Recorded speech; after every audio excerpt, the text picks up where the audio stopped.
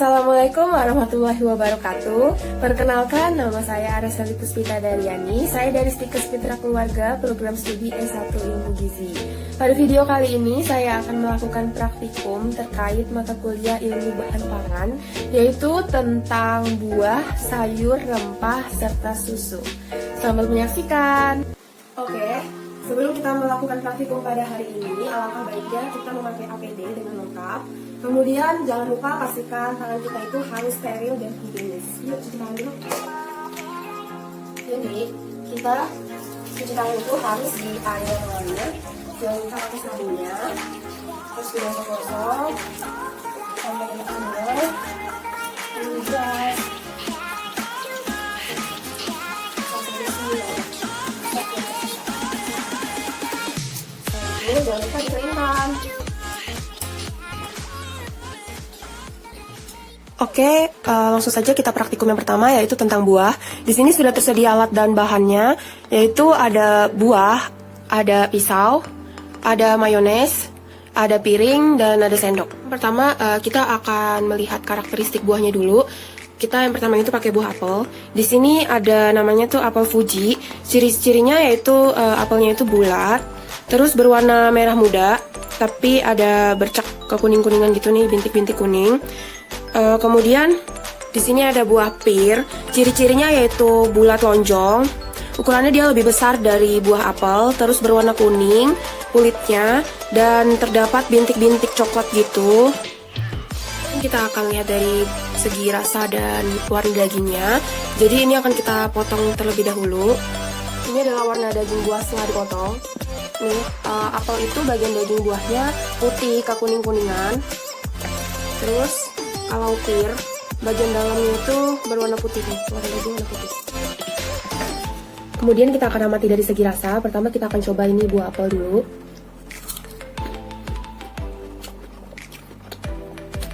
Rasa buah apel ini tuh manis, terus dia tuh mengandung air yang sangat banyak.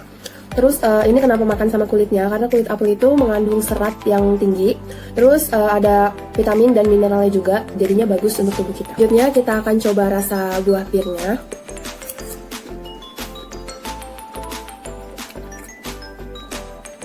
Rasa buah pirnya itu manis, cuman lebih manisan apel gitu. Terus ini juga mengandung banyak air.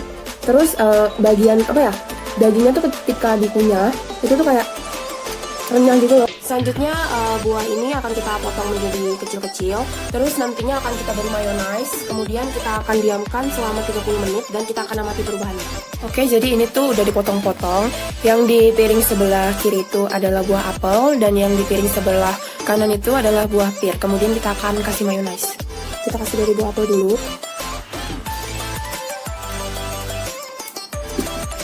Kemudian kita ratakan sampai dia tertutup ke sini. Oh ya, di sini saya menggunakan mayonnaise yang berwarna putih. Bebas sih mau mayonnaise apa saja. Tapi karena dan ini ya jadi pakai ini. Ini diaduk sampai dia tuh tertutupi semua gitu. Tercampur semua lah pokoknya.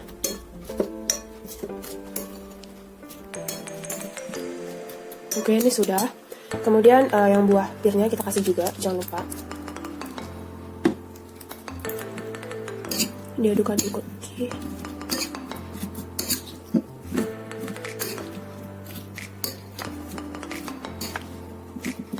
Mayones ini tuh baunya, asamnya kecium banget gitu loh. Dari sini aja udah kayak kecium banget bau asamnya.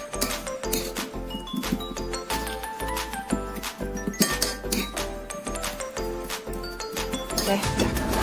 Jadi ini sudah tercampur mayones semua, kemudian kita akan diamkan selama 30 menit. Oke, jadi ini tuh udah didiamkan selama 30 menit, ini hasilnya. Kayaknya masih belum ada perubahan, masih sama kalau dari segi warnanya. Kita akan coba dari segi rasanya ya. Ini kita coba dari buah apel dulu. Coba ya.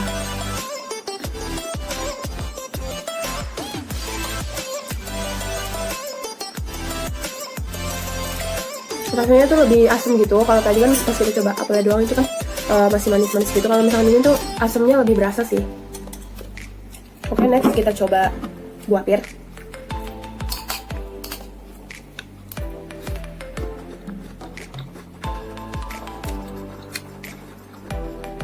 masih sama rasanya, cuman sama kayak apel. Jadi dia perbedaannya tuh cuma lebih asam aja ketika dicampur mayones. Oke, jadi sekian video praktikum buahnya. Kita next praktikum selanjutnya. Oke, selanjutnya kita akan praktikum tentang sayur. Di sini alat dan bahan yang dibutuhkan yaitu pertama ada tenganan, ada pisau, ada asam cuka, ada baking soda, ada sayur tentunya.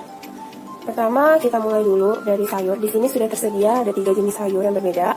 Kita mulai dari yang pertama. Ini adalah sayur sawi, di mana sayur sawi ini termasuk dalam jenis sayur daun. Ciri-cirinya yaitu daunnya oval memanjang, batangnya tidak terlalu besar, dan tentunya warnanya hijau. Nah, sayuran yang memiliki warna hijau ini dibentuk oleh senyawa klorofil, yaitu senyawa yang terbukti ampuh melawan kanker. Dan apabila semakin gelap warna hijaunya, maka kandungan vitamin dan mineralnya akan semakin banyak. Selanjutnya ada sayur terong. Terong ini masuk dalam jenis sayur buah. Ciri-cirinya yaitu bentuknya panjang dan sedikit melengkung, tetapi ada juga yang lurus dan tentunya berwarna ungu. Tapi ada juga terong yang berwarna hijau. Nah, sayuran yang memiliki warna ungu ini tinggi akan pigmen antosianin, di mana pigmen ini berfungsi untuk melindungi lambung dari kerusakan, menghambat sel tumor, antiinflamasi, dan lain sebagainya. Kemudian, yang terakhir ada sayuran wortel. Wortel ini masuk dalam jenis sayuran akar, karena letaknya di dalam tanah ya. Ciri-cirinya yaitu bentuknya bulat dan panjang, agak tipis ujungnya dan meruncing seperti kerucut, serta berwarna oranye tentunya. Nah, sayuran yang berwarna oranye itu tinggi akan beta dan alfa karoten, di mana kandungan ini berperan penting dalam menjaga kesehatan mata dan kulit. Juga kaya akan antioksidan dan sebagai senyawa anti kanker. Oke, selanjutnya kita akan memasuki tahap pengujian, di mana nanti sayuran ini kita akan potong, kemudian kita rebus menggunakan air dan 1 sendok makan air asam, dan nanti akan diuji juga dengan baking soda, dan kita rebus selama 10-15 menit. Dan nanti kita akan amati perubahannya. Oke, kita akan mulai dengan sayur sawi. Kita akan potong-potong sawinya menjadi kecil. Oh iya, sebelumnya sawi ini udah dicuci terlebih dahulu ya. Oke, ini sawinya sudah dipotong-potong, kemudian nanti akan kita bagi 2. Yang pertama akan kita uji dengan asam cuka, dan yang kedua akan kita uji dengan baking soda. Pertama masukkan air dulu, 1 gelas aja sedikit. Kemudian masukkan sawinya. Kemudian kita masukkan 1 sendok makan air asam cuka, dan kita rebus selama 15 menit. Oke, ini udah 10 menitan, jadi kita matikan dulu. Kemudian akan kita dinginkan sebentar, baru kemudian akan kita mati kembali. Oke, ini sudah dingin, jadi ini adalah hasil rebusan dari asam cuka. Kita lihat ya. Nih, warnanya tuh seperti ini. Nih, mana ya dijelasin dulu nih. Ini seperti ini. Hijaunya berubah ya. Coba kita bedakan nih. Ini yang di sebelah kiri adalah warna sebelum direbus, dan yang di bawah ini sendok, ini adalah warna ketika sudah direbus. Warnanya mirip hijau army tua gitu ya. Nih. Udah, mungkin itu aja perubahannya. Kita akan lanjut ke perebusan yang kedua, yaitu menggunakan baking soda. Caranya hampir sama kayak tadi. Pertama masukkan 1 gelas air, kemudian masukkan sawinya. Selanjutnya masukkan 1 sendok makan baking soda, kemudian kita aduk-aduk sampai dia tercampur.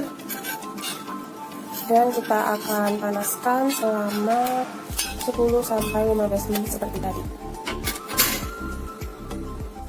Oke, ini udah, kita matikan dulu. Kemudian kita pindahkan. Ini hasil rebusan dari sawi yang direbus dengan baking soda. Jadi tuh waktu perebusannya sama, cuman kalau yang tadi tuh airnya terserap banget, kalau ini tuh nggak terlalu terserap. Dan airnya tuh berwarna kuning gitu.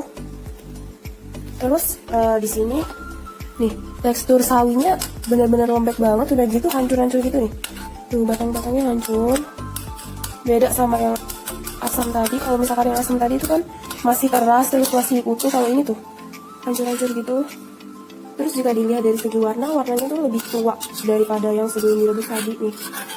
Hasilnya tuh malah lebih lembek kayak bubur nih. Coba ya kita taruh di wadah. Wadah kan dilepek. Nih. Terus kita bandingkan sama yang tadi.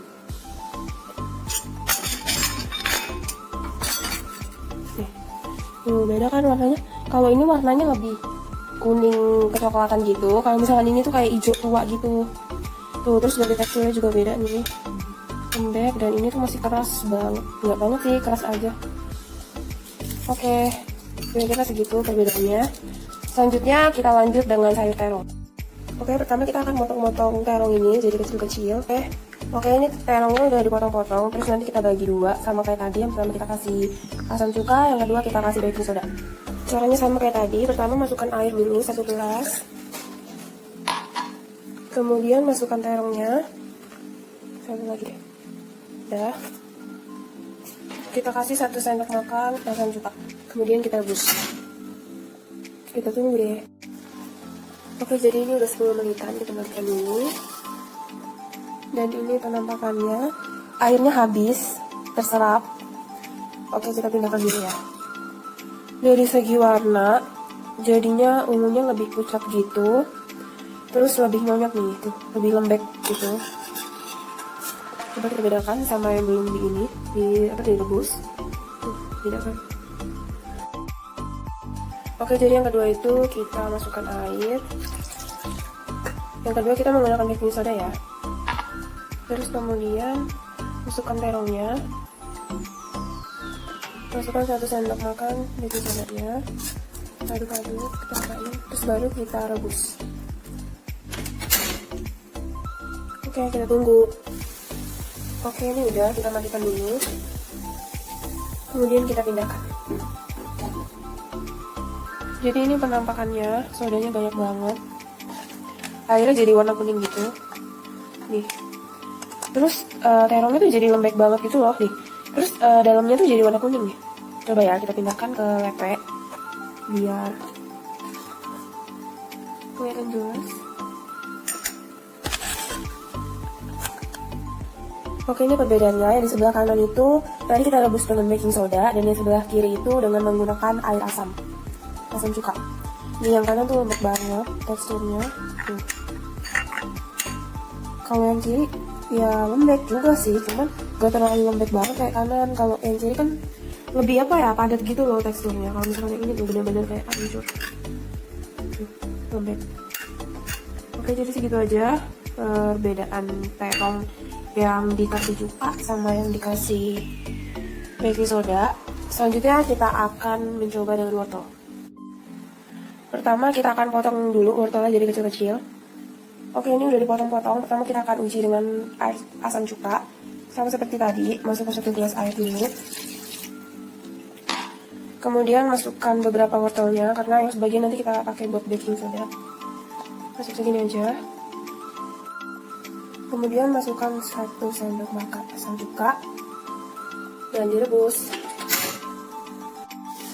Oke, jadi ini udah selesai, dimatiin dulu apinya. Kemudian kita pindahkan. Ini jadi hasil dari perebusan cuka, asam cuka.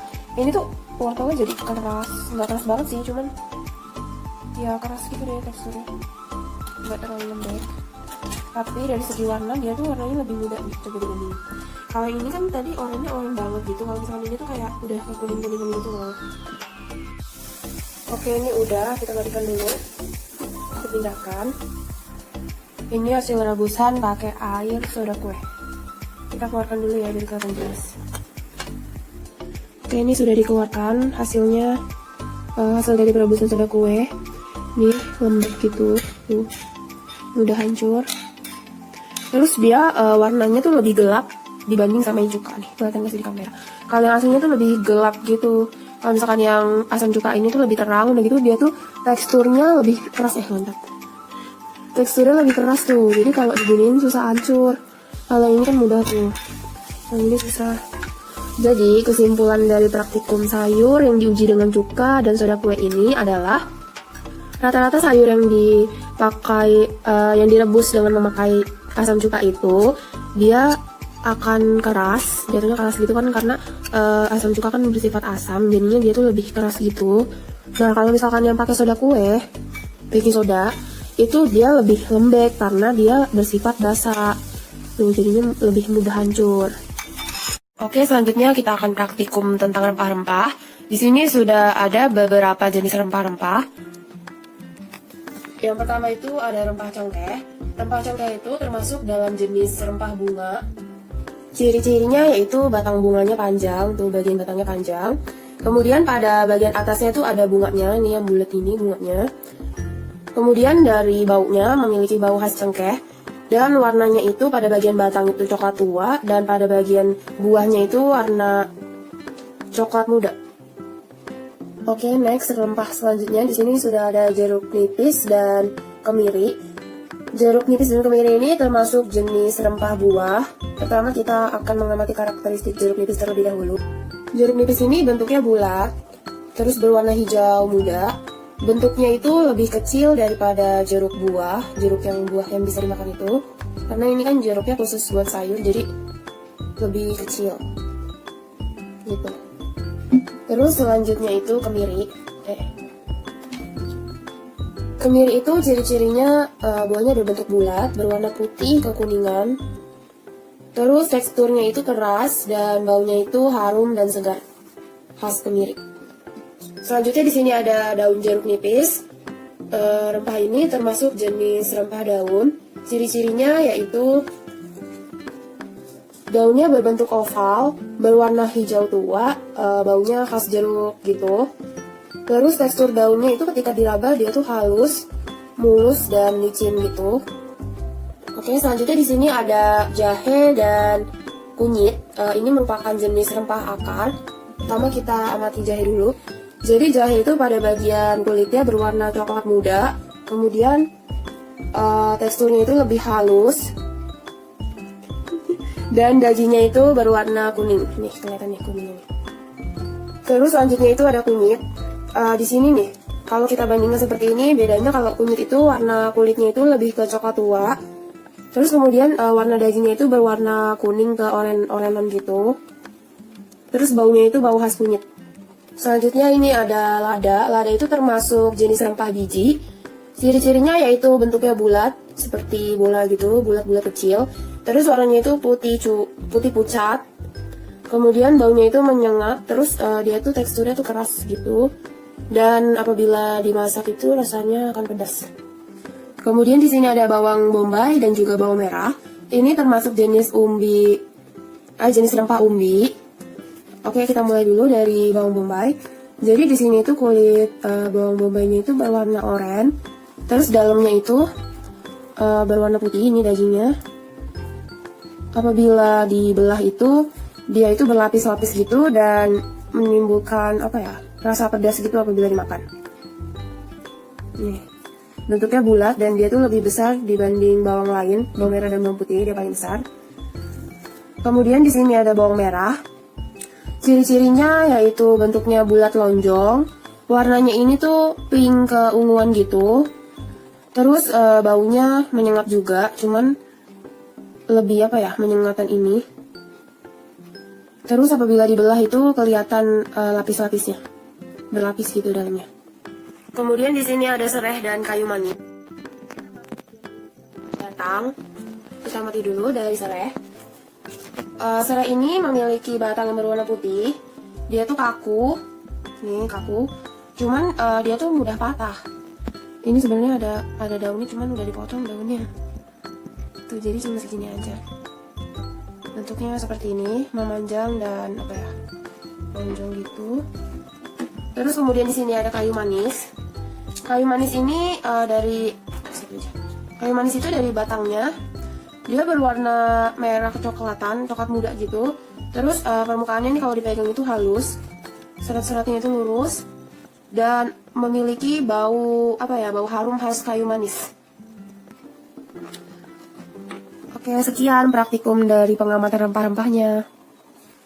Oke, selanjutnya kita akan melakukan praktikum susu. Di sini ada susu Ultra Mini Kids yang full cream. Ini adalah jenis susu UHT. Terus ada sendok dan ada gelas. Pertama kita pindahkan dulu susunya ke dalam gelas. Oke, di sini sudah tertuang semua susunya. Oke, karena di sini ada dua jenis susu yang sama, maka kita akan mengamati karakteristik satu susu saja. Oke, jadi kita akan mengamati karakteristik susu ini. Yang pertama, susu ini tuh warnanya putih, tuh ya kan. Terus yang kedua, Dari segi aroma, susu ini menghasilkan aroma khas susu. Kemudian kita akan amati dari segi rasa. Dari segi rasa, susu ini rasanya hambar. Dan kita lihat apakah ada endapan atau tidak. Susu ini tidak memiliki endapan sama sekali dan tekstur susunya itu cair. Jadi nanti susu ini akan kita amati pada suhu ruang yang berbeda. Untuk susu yang pertama, kita diamkan pada suhu ruang dalam keadaan terbuka. Untuk susu yang kedua, kita akan diamkan di dalam lemari pendingin atau kulkas, kemudian besok akan kita amati perubahan. Jadi ini tuh udah 1 hari, udah didiamkan selama 1 hari, kita akan mengamati perubahannya. Ini yang di suhu ruang. Jadi kita akan amati yang ada di kulkas dulu. Jadi ini warnanya masih putih, dari baunya itu tuh masih bau-bau susu, khas susu, fishy gitu. Terus kita lihat apakah ada endapan. Tidak ada endapan. Selanjutnya kita akan amati dari yang suhu ruang. Kita yang ditaruh di suhu ruang. Jadi ini tuh warnanya masih putih. Terus dia tuh lebih kental gitu. Tuh. Terus kayak ada endapan di atasnya. Nih. Tuh. Kalau ini tuh lebih kayak ada endapan sedikit endapan. Tuh. Terus ada yang gumpal-gumpal gitu. Kalau yang ini baunya tuh asem banget, asemnya tuh bener-bener nyegrok gitu, baunya bener-bener berasa asamnya. Terus dia dari segi teksturnya itu lebih kental dibanding yang ditaruh kulkas tadi. Kalau misalkan yang ditaruh kulkas tadi tuh teksturnya lebih lebih cair, sama seperti kayak kemarin sebelum didiamkan. Jadi dari hasil kedua ini, susu yang lebih bertahan lama itu adalah susu yang dimasukkan ke dalam kulkas. Sekian video praktikum saya kali ini. Semoga videonya bermanfaat dan terima kasih bagi yang sudah menonton videonya. Wassalamualaikum warahmatullahi wabarakatuh.